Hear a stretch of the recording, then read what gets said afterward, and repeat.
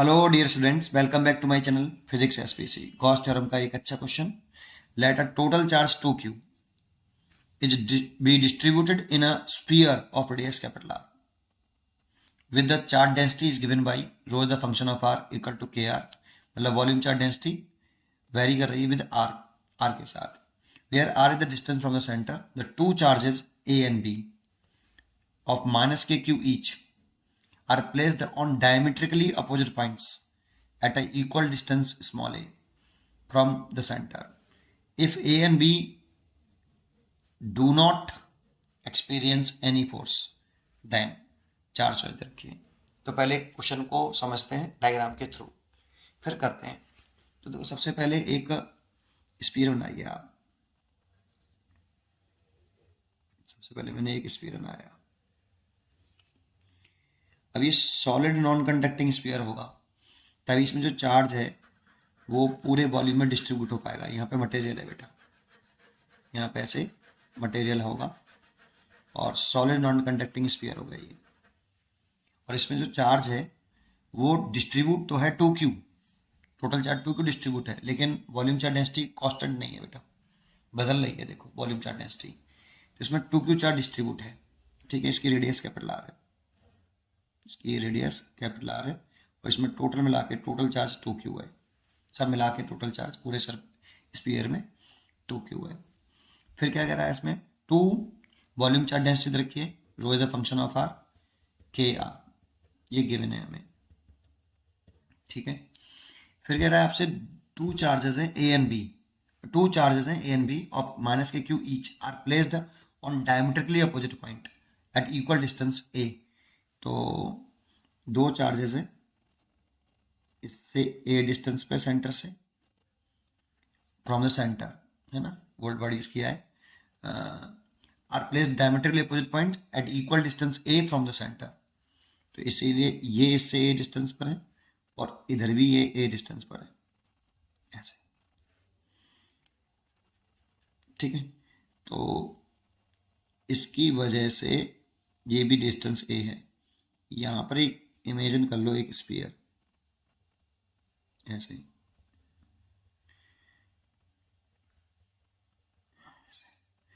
एक चार्ज यहाँ है, मान लो ये बी है माइनस के क्यू, और एक चार्ज यहाँ है, मान लो ये ए है माइनस के क्यू।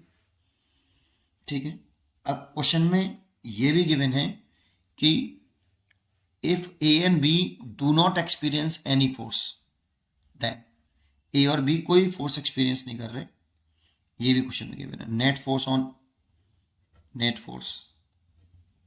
ऑन बी या फिर ए, बी कितना है, 0 है, और नेट फोर्स ऑन ए भी 0 है। ठीक है, बी पर या ए पर नेट फोर्स दोनों पे 0 है, ये क्वेश्चन में हमें गिवन है। तो देखो, इसी कंडीशन को कैसे सेटिस्फाई करें, कैसे नेट फोर्स 0 है वो समझना है। देखो, ये माइनस के क्यू इस पर एक फोर्स लगाएगा, ये माइनस का क्यू इस वाले माइनस चार्ज को रिपेल करेगा, तो ये रिपेल कर दिया ऐसे। ये तो बी पर लगाया ए ने फोर्स। अब इसको बैलेंस करने वाला कोई दूसरा फोर्स होना चाहिए, तभी तो नेट फोर्स 0 होगा। तो इसको बैलेंस करने वाला जो फोर्स कहाँ से आएगा, तो देखो सोचो, ये जो चार्ज है इस पे जो डिस्ट्रीब्यूट है पूरे सॉलिड स्फीयर में, इसकी वजह से इस पॉइंट पर एक इलेक्ट्रिक फील्ड होगा, और उस इलेक्ट्रिक फील्ड की डायरेक्शन जो होगी वो इस तरह से होगी। This is the direction of electric field. और नेगेटिव चार्ज इस इलेक्ट्रिक फील्ड में रखा है, ये इस पॉइंट का इलेक्ट्रिक फील्ड है, बी पॉइंट का। मैंने मान लिया कि बी पॉइंट पर जो इलेक्ट्रिक फील्ड है वो ई बी है ये, और ड्यू टू स्फीयर है ये, ड्यू टू स्फीयर।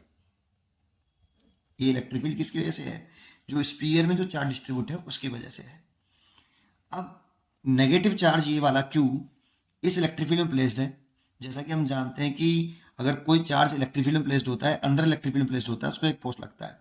नेगेटिव हो तो उस पर फोर्स लगता है, वो इलेक्ट्रिक फील्ड के अपोजिट डायरेक्शन में लगता है, तो इधर की तरफ फोर्स लगेगा ड्यू टू स्फीयर, ये एफ स्फीयर।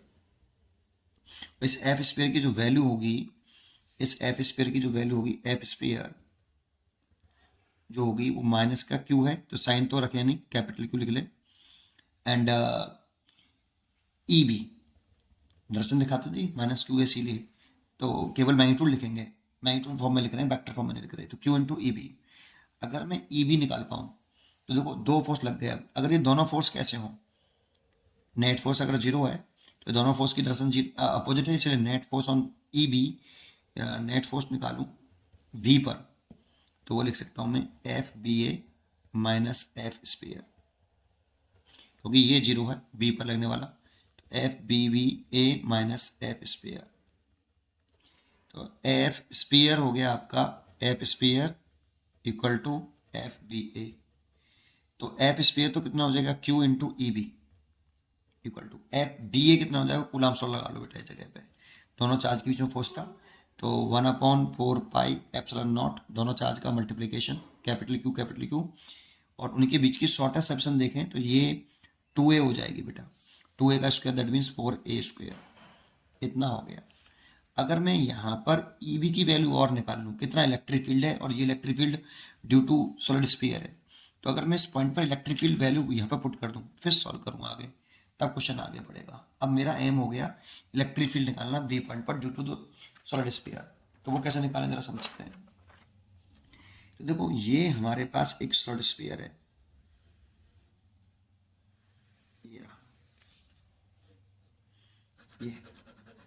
ये मेरे पास सॉलिड स्फीयर, तो मैं गॉस थ्योरम लगाऊंगा बेटा, क्योंकि इसमें जो चार्ज का डिस्ट्रीब्यूशन है ना वो यूनिफॉर्मली नहीं है। तो सबसे पहले तो मेरे को कितना चार्ज उसके अंदर है, इस स्फीयर के अंदर, इसी जगह पर इलेक्ट्रिक फील्ड निकालना है, तो इसे गॉसियन सरफेस मान लिया मैंने, this is a Gaussian surface. इस गॉसियन सरफेस के अंदर इतने वाले पोर्शन में जो चार्ज है वो मेरे को निकालना पड़ेगा, अगर मैं इस इलेक्ट्रिक फील्ड इंटेंसिटी को कैलकुलेट करना चाहता हूँ अकॉर्डिंग टू गॉस थ्योरम।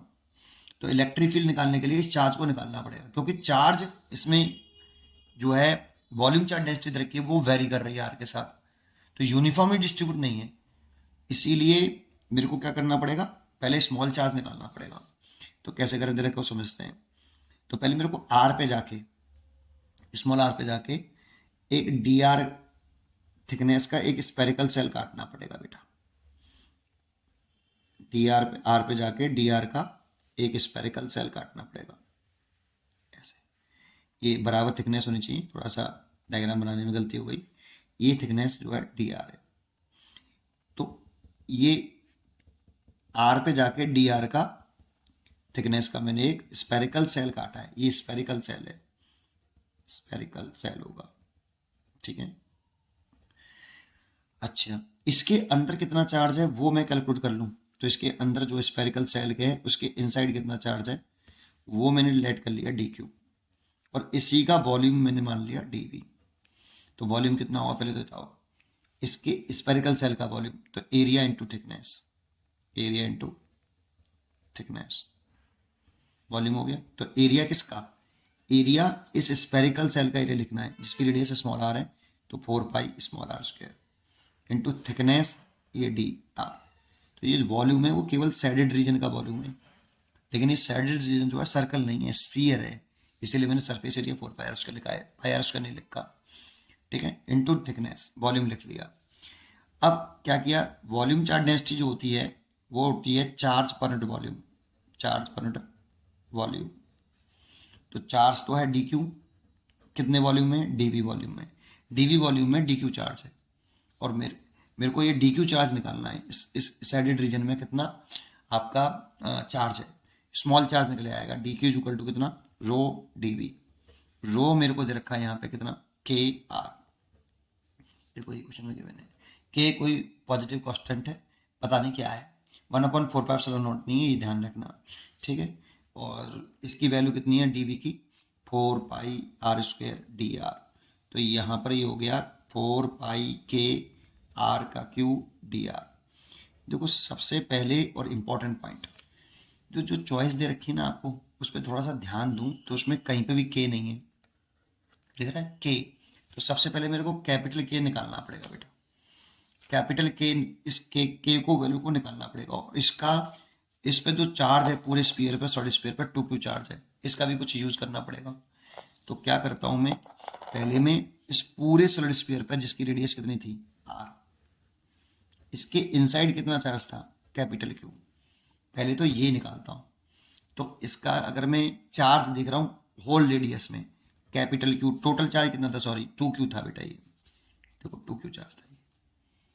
तो इस पूरे रेडियस के लिए कर रहा हूँ तो 2Q चार्ज है इज इक्वल टू क्या कर दिया मैंने, इंटीग्रेशन।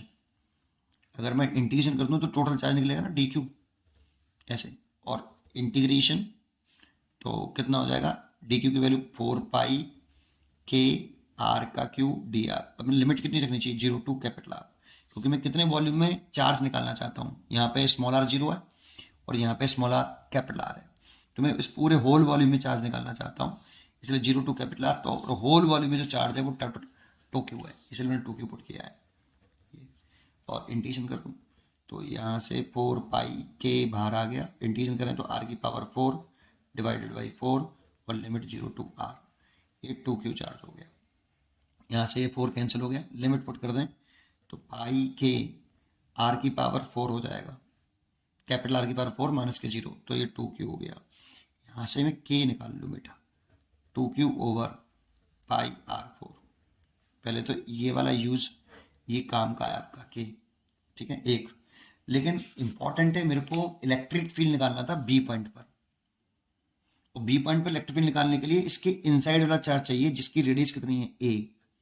तो इनसाइड वाला चार्ज चाहिए, तो दोबारा से समझो, ये तो जो मैंने चार्ज निकाला ना, ये टोटल चार्ज निकाला है, वो 0 टू कैपिटल आर में निकाला था। लेकिन मेरे को चाहिए क्या, ये मैंने दोबारा से सॉलिड स्पीड निकाला है, बोली वही वाला सेम, ये पूरा वॉल्यूम, ये कैपिटल आर है। मेरे को निकालना है ए डिस्टेंस पे जाके इसके अंदर से, ये गॉसियन सरफेस है आपकी, इसके अंदर चार्ज चाहिए मेरे को, ये वाला अंदर चार्ज चाहिए बेटा, ये वाला गॉसियन सरफेस के इनसाइड, ये इतने वॉल्यूम में कितना चार्ज है, ये वाले वॉल्यूम में कितना चार्ज है, तभी मैं गॉस थर्म लगा पाऊंगा इस जगह पर। इस वाले पॉइंट को बी पॉइंट बोल रहा हूँ मैं। इस पॉइंट पर मेरे को इलेक्ट्रिक फील्ड निकालनी है EB, और इसका स्मॉल एरिया मैंने मान लिया ये वाला DA, तो एंगल तो हो गया 0 डिग्री। लेकिन ये चार्ज कितना है ये निकालने के लिए फिर दोबारा से मेरे को इंटीग्रेशन करना पड़ेगा। मान लो इसके अंदर जो चार्ज है वो Q इन है, तो Q इन दोबारा से कर रहा हूँ similar, Q in is equal to integration DQ। Integration DQ की वैल्यू 4 पाई के आर का क्यू डी आर, लिमिट लिखूँ 0 टू A, 0 टू A, क्योंकि अब मेरे को यहाँ से यहाँ तक इसके अंदर अंदर ही अंदर निकालना है बेटा। तो देखो यहाँ पे स्मॉल आर की वैल्यू 0 और यहाँ पे स्मॉल आर की वैल्यू A, तो A रेडियस में कितना वॉल्यूम चार्ज डिस्ट्रीब्यूट है वो फाइंड आउट करना है, 0 टू A। तो इसलिए Q इन जो आया आपका ये 4 पाई कैपिटल के आर की पावर 4 ओवर 4 और लिमिट हो गई 0 टू A। अब 4 पाई के, 4 से तो 4 कैंसिल कर दो, ऐसे लिख दो पाई के और लिमिट पुट करें तो A की पावर 4 इतना आ जाएगा Q इन।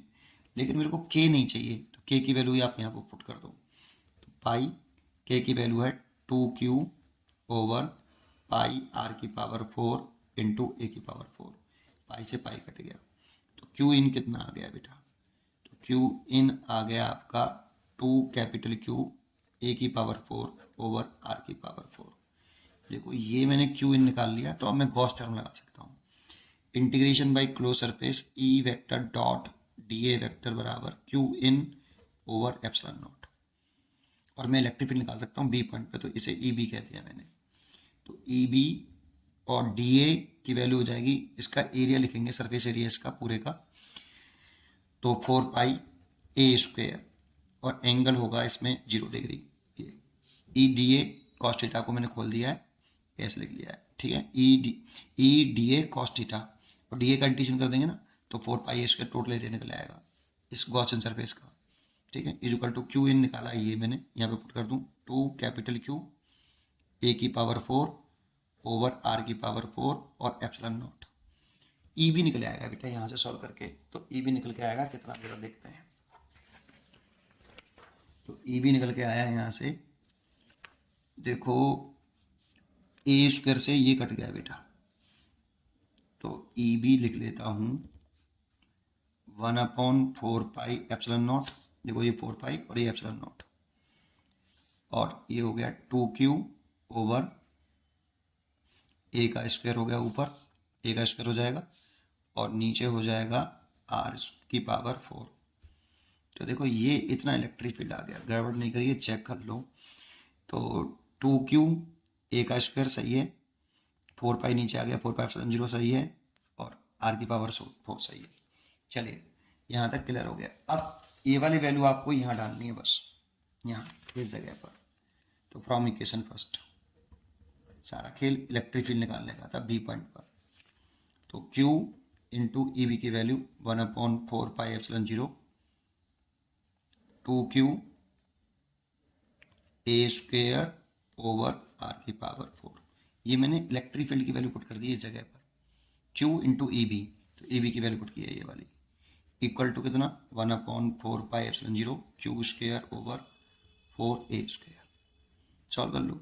देखो इससे तो ये कैंसिल हो गया, क्यू स्क्वायर हो जाएगा। देखो ये क्यू स्क्वायर, तो क्यू स्क्वायर से ये क्यू स्क्वायर कट गया, और कुछ कट रहा है नहीं।